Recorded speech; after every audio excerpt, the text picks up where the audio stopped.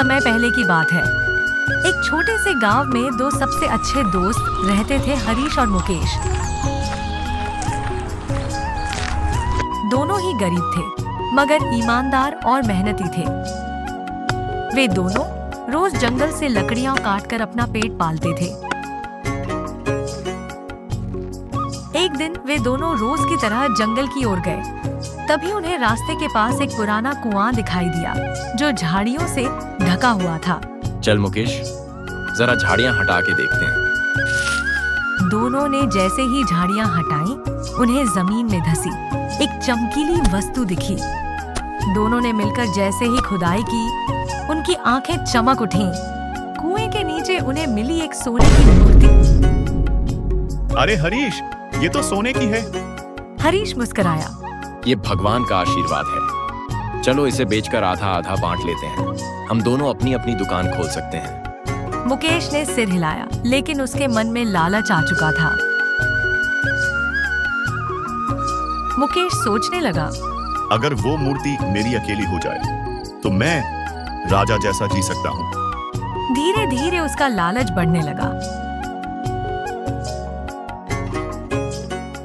सुबह मुकेश ने हरीश से कहा, भाई, मूर्ति को अभी किसी को मत दिखाओ, कुछ दिन घर में ही छुपा कर रखते हैं। ठीक है, जैसा तुम कहो। उसी रात मुकेश चुपचाप हरीश के घर आता है। मुकेश चुपचाप मूर्ति उठाकर गांव छोड़कर भाग गया और उसने हरीश को धोखा दे दिया।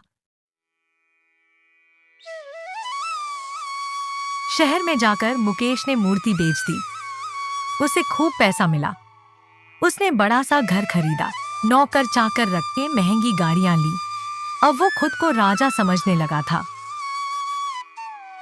लेकिन कुछ ही महीनों बाद मुसीबतें शुरू हो गईं। पहले उसका घर जल गया, फिर व्यापार डूब गया, सोना चोरी हो गया। अब वो तड़प रहा था, अकेला, भूखा, लाचार। अब मैं क्या करूं? कहां जाऊं? मैं तो पूरा बर्बाद हो गया। मुकेश वापस अपने गांव लौटा, शर्म से झुका हुआ। वहां उसने देखा हरीश अब एक सफल दुकानदार बन चुका था। लोग उसका सम्मान करते थे। मुकेश रोते हुए बोला, मुझे माफ कर दे हरीश, मैंने तुझे धोखा दिया, लालच किया, सब कुछ खो दिया। हरीश मुस्कुराया और बोला, दोस्ती में माफी नहीं मांगी जाती मुकेश, लेकिन एक बात याद रख, लालच का फल हमेशा बुरा होता है और मेहनत का फल मीठा। मुकेश को सबक मिल चुका था। उसने फिर कभी लालच नहीं किया और हरीश के साथ मिलकर एक ईमानदार जिंदगी जीने लगा। लालच एक ऐसी आग है जो अंत में सब कुछ जला देती है।